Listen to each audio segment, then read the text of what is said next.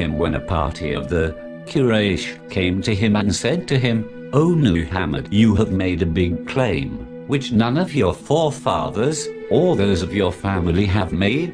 We ask you one thing: if you give us an answer to it and show it to us, we will believe that you are a prophet and a messenger. But if you cannot do it, we will know that you are a sorcerer and a liar." The messenger of God said, "What do you ask for?"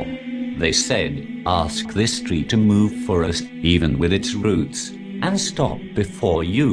The prophet said, "Verily, God has power over everything.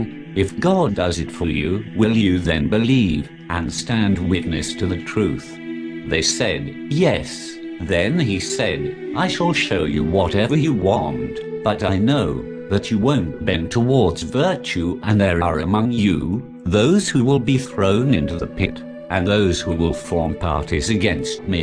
Then the holy prophet said, "O tree, if you do believe in God and the day of judgment, and know that I am the prophet of God, come up with your roots and stand before me with the permission of God, by him who deputed the prophet with truth." The tree did remove itself with its root, and came with a great humming sound and a flapping like the flapping of the wings of birds, till it stopped before the messenger of God, while some of its twigs came down onto my shoulders, and I was on the right side of the holy prophet. When the people saw this, they said by way of pride and vanity, "Now you order half of it to come to you, and the other half of it remain in its place." The holy prophet ordered the tree to do the same. Then half of the tree advanced towards him in an amazing manner, and with greater humming, it was about to touch the prophet of God. Then they said, disbelieving and revolting,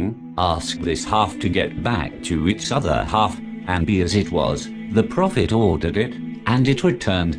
Then I said, "O prophet of God, I am the first to believe in you, and to acknowledge that the tree did what it did just now with the command of God, the sublime, in testimony to your prophethood, and to heighten your word."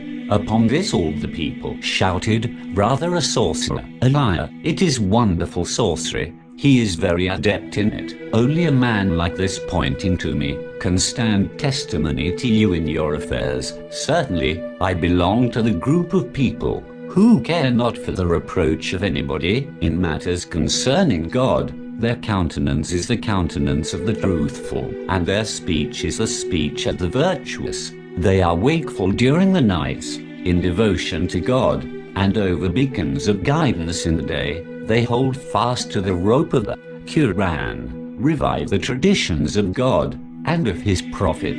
They do not boast, nor indulge in self-conceit, nor misappropriate